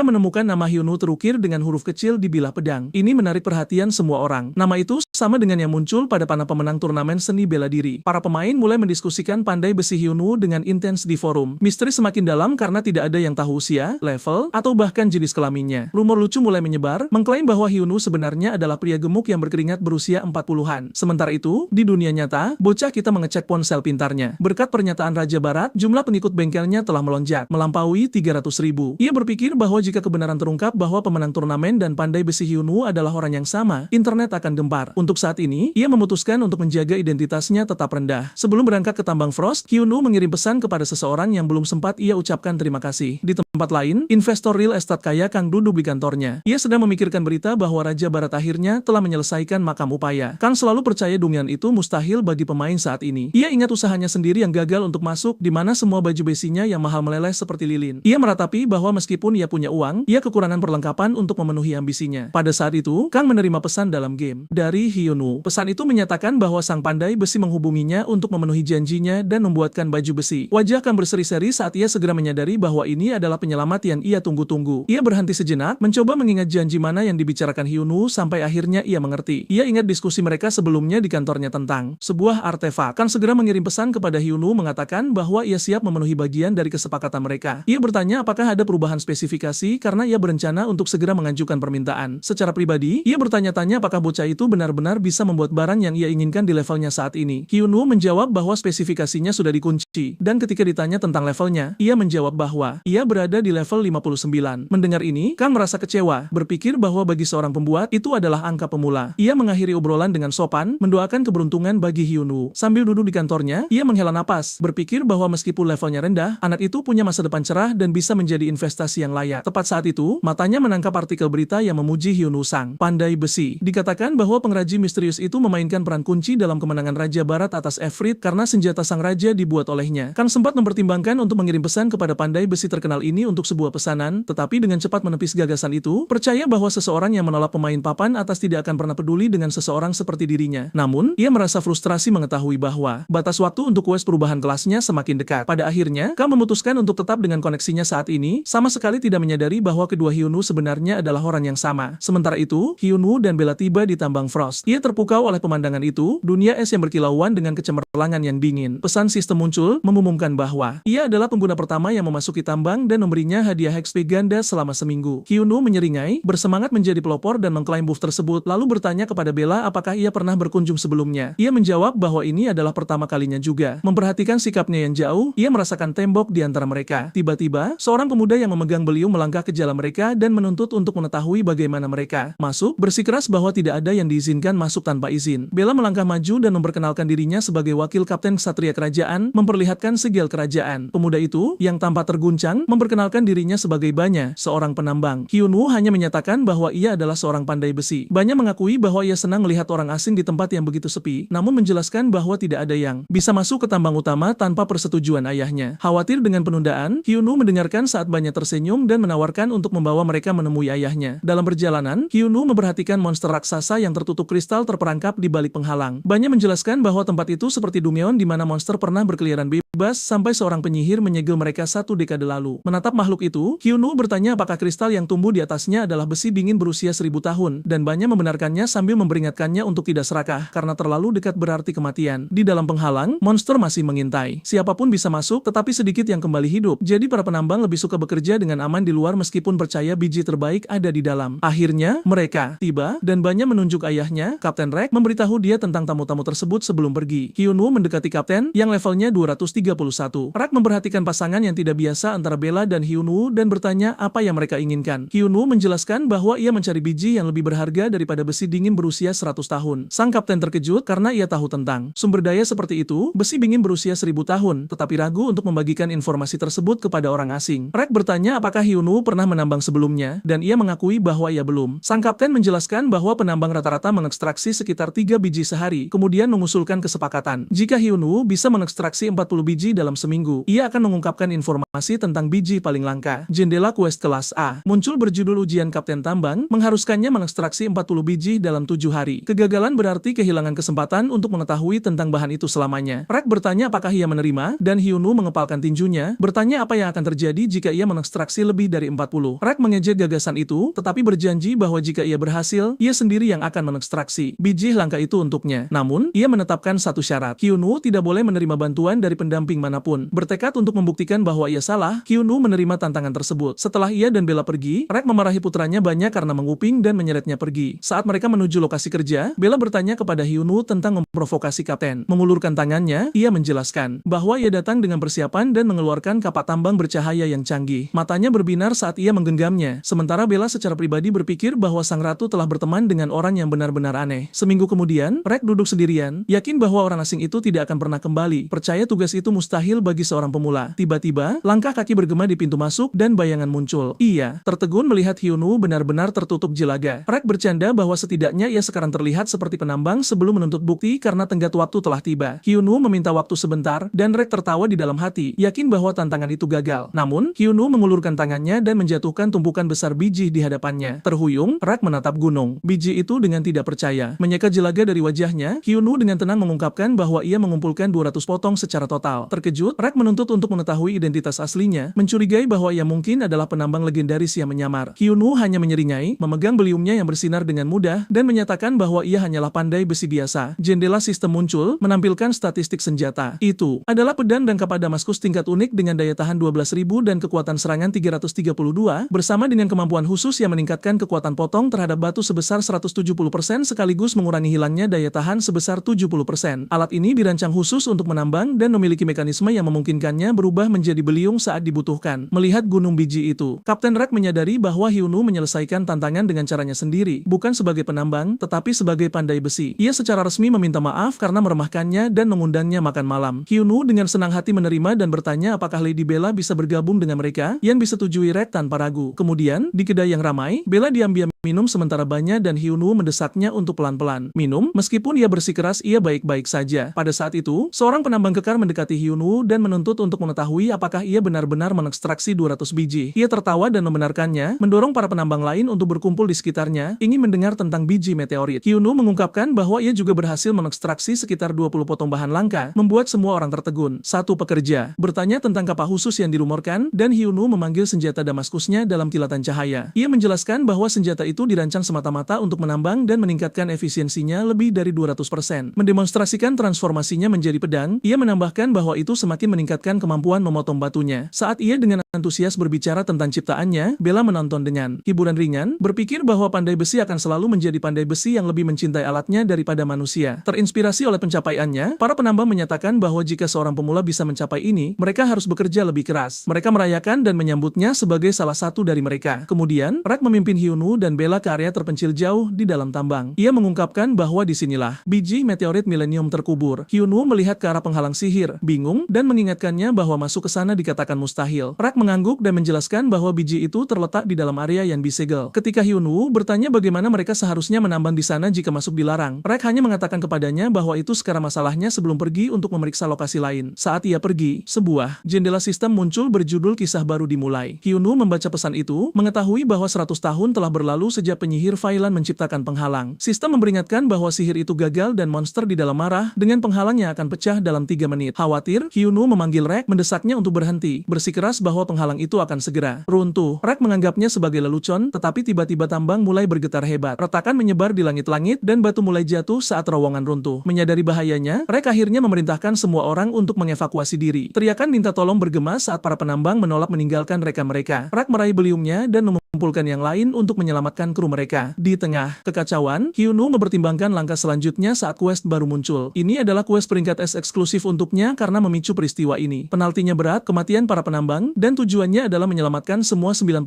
penambang dengan hadiah berdasarkan jumlah korban yang selamat. Mengertakkan gigi, Hyunwoo membenci bagaimana sistem memperlakukan orang-orang ini seperti sekadar angka, karena baginya mereka adalah nyata. Bertekad, ia memanggil pedangnya dan memberitahu Bella untuk melindunginya jika ia melewatkan monster apapun. Terkejut, Bella bertanya apakah ia tidak takut. Ia tersenyum dan menjelaskan bahwa pemain tidak mati, memperjelas bahwa ia berniat menghadapi bahaya secara langsung. Ia menjelaskan rencananya, menyatakan bahwa ia akan menahan pintu masuk Dumian sendirian untuk mencegah monster apapun mencapai tingkat atas. Bro adalah definisi seorang pria sejati. Bagaimanapun, berdiri di depan penghalang yang runtuh, Hyunwoo melihat monster batu yang marah melalui celah-celah dan menyadari bahwa pedang Damaskus miliknya saja tidak akan cukup melawan gerombolan itu. Ia memutuskan untuk menempa senjata baru di tempat untuk melawan dinginnya monster tersebut. Mengaktifkan skill Dewa Pandai daruratnya, ia menuangkan mana mana dan sejumlah besar biji untuk menciptakan pedang besar dari besi dingin. Tepat saat itu mundur mencapai 0, penghalang hancur total, dan Hyunwoo berteriak agar mereka datang, bersiap menghadapi serangan. Troll batu di level 113, orc batu di level 107, dan serigala batu di level 110 menyerbu ke arahnya. Mengetahui bahwa senjata yang baru di tempatnya akan menghilang setelah 1 kali penggunaan, tetapi efek abaikan pertahanan khususnya aktif, ia berdiri kokoh dan bersumpah bahwa selama ia tetap berdiri, tidak ada satu monster pun yang akan melewatinya. Mengayunkan pedang besar itu, Hyunwoo menyerbu ke depan dan melepaskan skill badai es, mengirimkan serangan es menyapu dengan kekuatan besar. Badai itu membukukan monster di dekatnya, menangkap serigala batu di tengah lompatan saat paku es bergerigi merobek tubuhnya, mengakhirinya secara instan dengan pedang satu pukulan miliknya. Namun, setelah serangan dahsyat itu, pedang besar besi dingin hancur. Hyunwoo menatap gagang yang tersisa di tangannya dengan terkejut. Meskipun itu hanya upaya terakhir, ia menyadari bahwa dengan bahan yang tepat, ciptaan seperti itu bisa berdampak besar. Namun, tidak ada waktu untuk merenung, karena banyak monster masih mengintai di dalam gerbang, dan kekhawatirannya beralih ke para pekerja. Di tempat lain, jauh di dalam tambang yang runtuh, para penambang menggali dengan putus asa untuk menyelamatkan rekan mereka yang terjebak. Suara bergema melalui debu saat beberapa orang mendesak yang lain untuk terus menggali. Mengetahui yang terluka harus diselamatkan sementara teriakan minta tolong menusuk udara. Sial, bro, aku berharap teman-temanku seperti orang-orang ini. Pesan sistem muncul, menyatakan bahwa hadiah akan bergantung pada jumlah yang selamat dan mendesak Hyunwoo untuk menyelamatkan mereka. Melihat upaya penyelamatan yang panik, ia mengepalkan tinjunya. Baginya, pekerja ini bukan lagi sekadar angka dalam quest. Mereka mengingatkannya pada dirinya sendiri, mempertaruhkan segalanya untuk menyelamatkan ayahnya. Orang-orang mengorbankan diri demi orang yang mereka cintai seperti yang ia lakukan dulu. Dengan motivasi baru, Hyunwoo berdiri di depan pintu masuk Dumyeon yang sekarang dipenuhi monster, bertekad untuk melindungi para penambang dengan segala cara. Menyadari bahwa bertarung di dekat para pekerja terlalu berbahaya, ia memutuskan untuk menarik perhatian para monster. Berlari menuju bagian lain dari Dumyeon, ia berteriak untuk menarik perhatian mereka, dan rencananya berhasil saat sekelompok orc batu dan serigala pecah untuk mengejarnya. Begitu ia memimpin mereka jauh dari yang lain, ia berbalik menghadapi gerombolan itu, menarik pedang Damaskusnya saat ia menyelam ke dalam pertempuran. Ia menghindari serangan dengan kelincahan, mendaratkan serangan tepat sasaran sambil nyaris menghindari palu raksasa yang menghantam tanah di kakinya. Dengan pukulan yang menentukan, Hyunwoo menjatuhkan serigala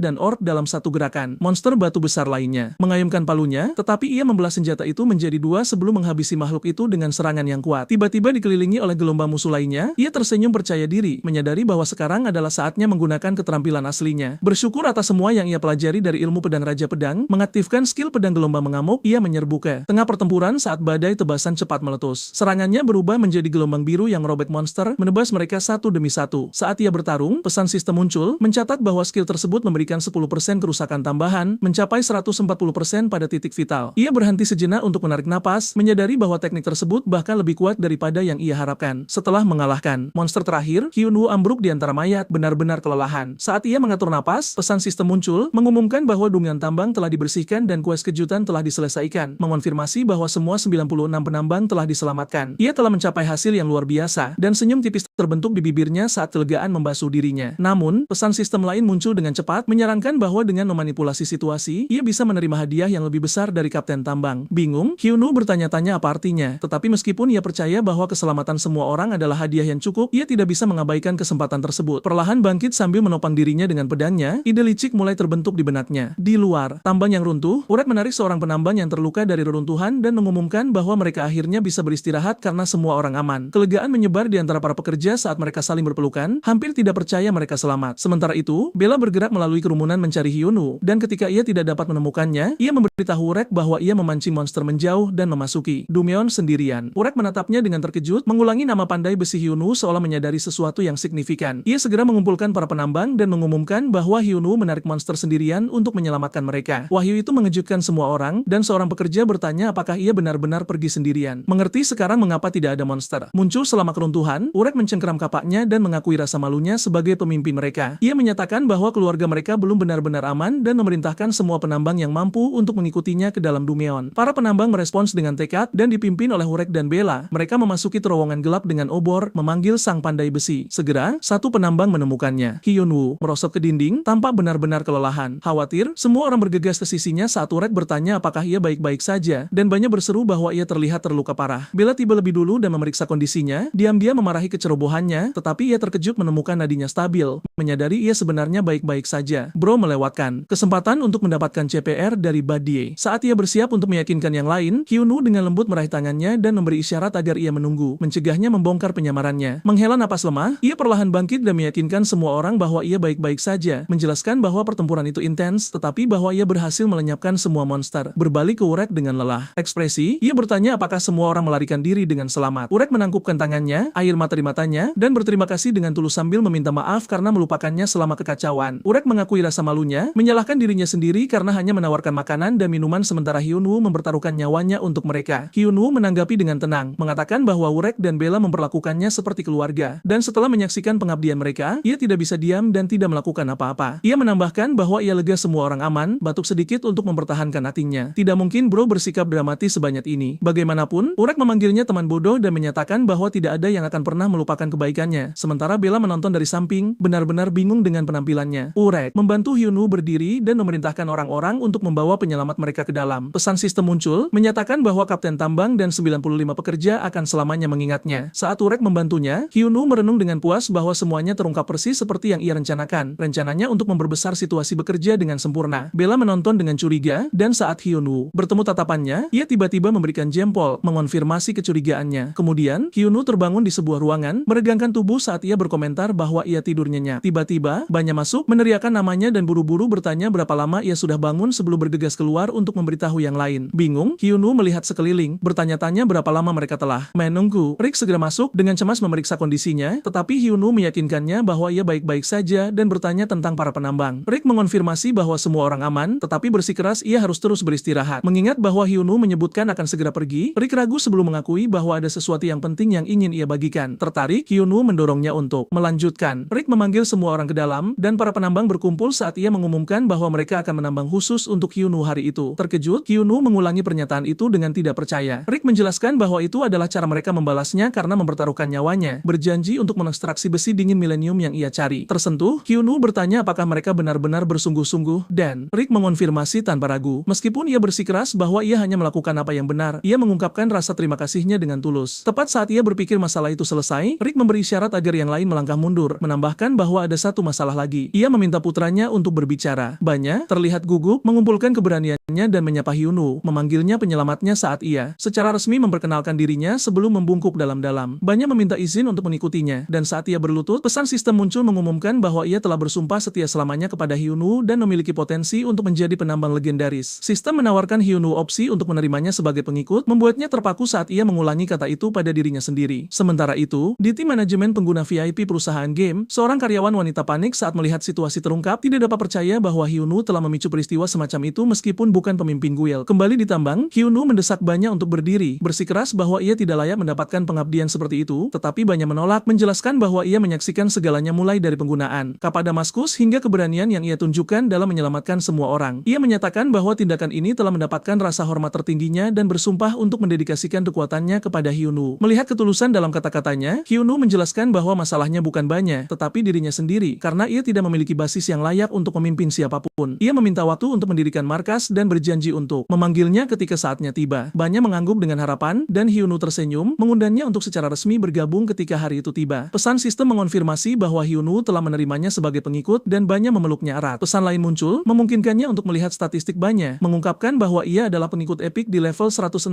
dengan kemampuan menambang yang luar biasa, dan keterampilan seperti mendeteksi mineral langka dan penambangan tanpa lelah. Sistem menggambarkannya sebagai seseorang yang ditakdirkan untuk menjadi penambang paling luar biasa di dunia, legenda masa depan dengan potensi pertumbuhan yang luar biasa. Hyunwoo tersenyum, menyadari bahwa berkat ketulusan Banya, ia telah mendapatkan sekutu baru yang kuat. Dengan antusias, Banya bertanya kapan mereka akan bertemu lagi, mengklarifikasi bahwa ia tidak bermaksud untuk mendesaknya. Hyunwoo meyakinkan pengikut barunya bahwa itu tidak akan lama. Banya berjanji bahwa sampai saat itu, ia dan para penambang lainnya akan terus menimbun sumber daya dan meminta Hyunwoo berbicara lebih santai dengan mereka. Ia setuju, berjanji bahwa ia akan memanggil Banya dengan namanya mulai sekarang. Sementara Urek menonton adegan itu terungkap dengan senyum bangga. Di luar tambang, para penambang berkumpul berkumpul di dekat portal biru yang bersinar. Pesan sistem memberitahu Hyunwoo bahwa ia telah memperoleh 45 besi dan 51 besi dingin. Rick mendekat dengan antisipasi, mengungkapkan tumpukan besar biji biru yang bersinar dan mengumumkan bahwa itu adalah besi dingin milenium. Berdiri di samping tumpukan yang sangat besar, ia menampilkan jendela informasi item. Itu diklasifikasikan sebagai bahan kelas unik, yang memerlukan pandai besi level 300